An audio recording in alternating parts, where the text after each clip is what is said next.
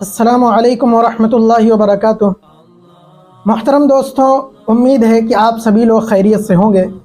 अल्लाह रब्बुल इज़्ज़त आप लोगों को इसी तरह खुश रखे। मेरे अज़ीज़ों, आजकल एक बहुत बड़ा मसला चल रहा है और ये बहुत बड़ा फितना भी है कि बाज़ लोग जो हमारे इमाम आज़म अबू हनीफ़ा रहमतुल्लाह अलैह पर उंगलियां उठाते फिर रहे हैं, ज़ुबान दराज़ी करते हैं और अजीब तरह की बकवासबाजी करते हैं, अजीब तरह की बातें करते हैं।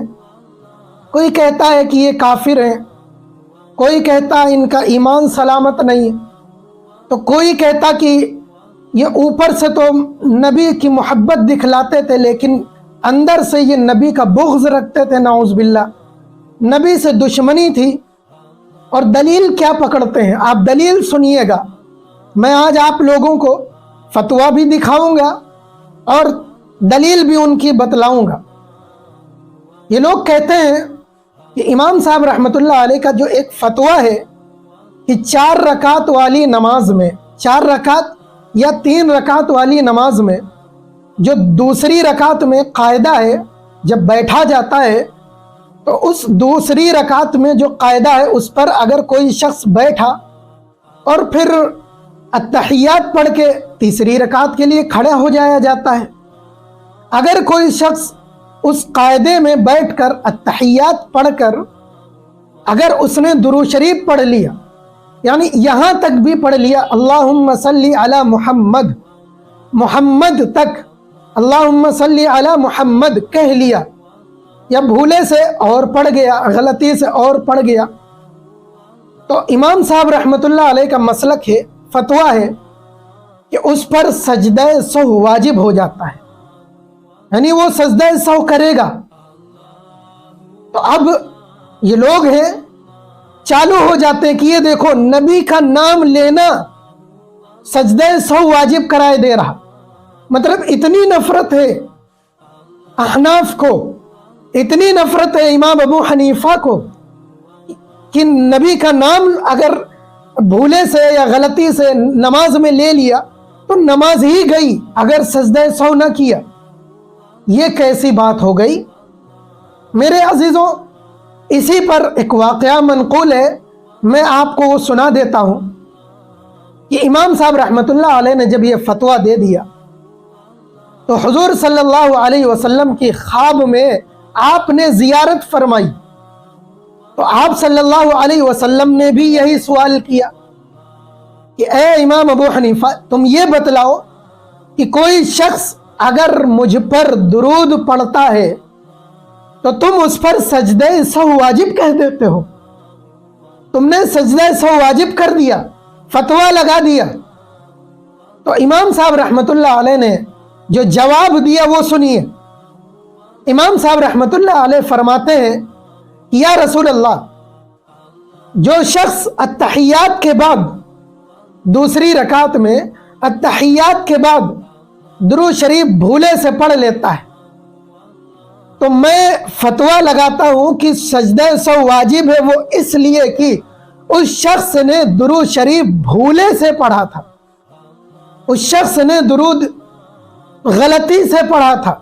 मैंने गलती से भूले से पढ़ने पर सजदा सहव वाजिब किया। आप सल्लल्लाहु अलैहि वसल्लम ने फरमाया कि ए इमाम अबू हनीफा, आपने ये जो जवाब दिया मैंने इसे पसंद फरमाया, मैं आपके इस जवाब से मुतमईन हुआ, मैं खुश हुआ। तो मालूम चला आप सल्लल्लाहु अलैहि वसल्लम ने गोया कि इस अमल को कबूल कर लिया, इस फैसले को कबूल कर लिया, मान लिया कि ठीक है तुमने सही किया। वरना आप मना न कर देते, आप मना कर देते कि अपना फतवा वापस कर लो, जो दुरूद शरीफ पढ़ लेता है पढ़ लेने दो, कोई बात नहीं, अच्छा अमल किया।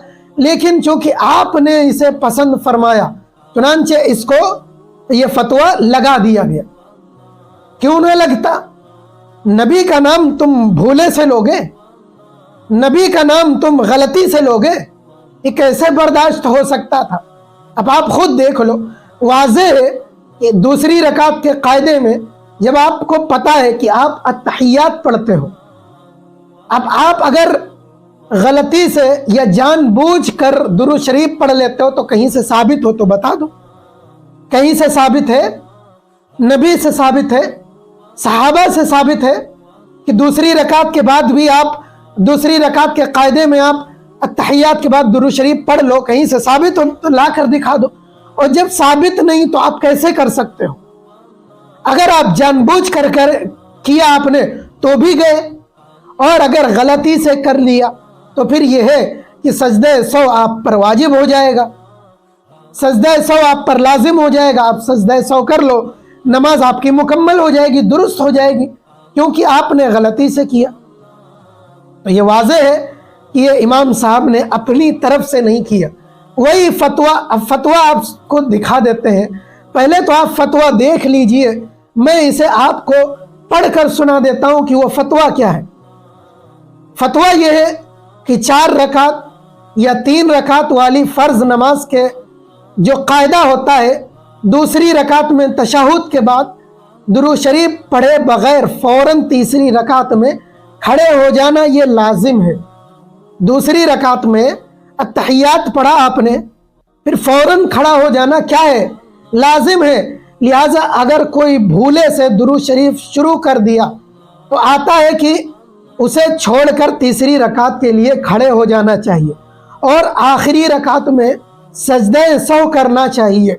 رسول اللہ صلی اللہ علیہ وسلم اور صحابہ رضوان اللہ علیہم اجمعین سے فرض نماز کے قاعدہ اولا میں درود شریف ثابت نہیں ہے، ثابت ہی نہیں ہے۔ کوئی یہ کہہ دیتا ہے اگر میں نے پڑھ لیا تو کیا حرج ہے، اچھا ہے درود شریف ہی تو پڑھا تھا۔ تو یہاں پر آتا ہے کہ ثابت ہی نہیں، اگر ثابت ہے تو آپ لا کر دکھاؤ مجھے۔ رسول اللہ صلی اللہ علیہ وسلم قاعدہ اولا میں اتنا، آپ قاعدہ اولا اتنا مختصر فرمایا کرتے تھے کہ گویا آپ صلی اللہ علیہ وسلم گرم زمین پر تشریف فرما ہو۔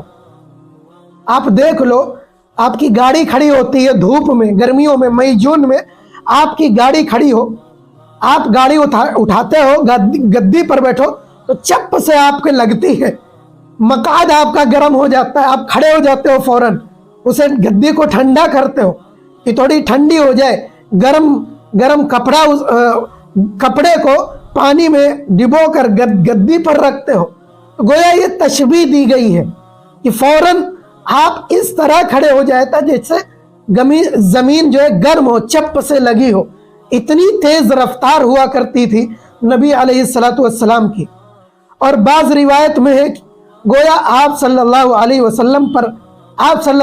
وسلم انگارے پر بیٹھے ہو۔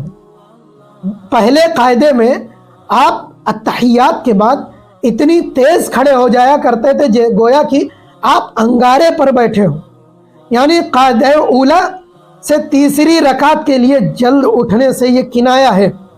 چنانچہ آپ صلی اللہ علیہ وسلم تشہد پڑھتے ہی تیسری رکعت کے لیے اٹھ جایا کرتے تھے۔ اس کو امام ترمذی رحمۃ اللہ علیہ نے مذکور کیا، اس حدیث کو لے کر آئے ہیں۔ تو معلوم چلا کہ امام صاحب نے جو فتویٰ لگایا ہے یہ اپنی طرف سے نہیں لگایا، اور جو لوگ یہ کہتے ہیں کہ پڑھ لیا تو کیا یہ غلط عمل ہے، حدیث سے کہیں سے ثابت نہیں ہے، اور جو بھولے سے کر لیتا ہے اس پر سجدہ سو واجب ہو گیا۔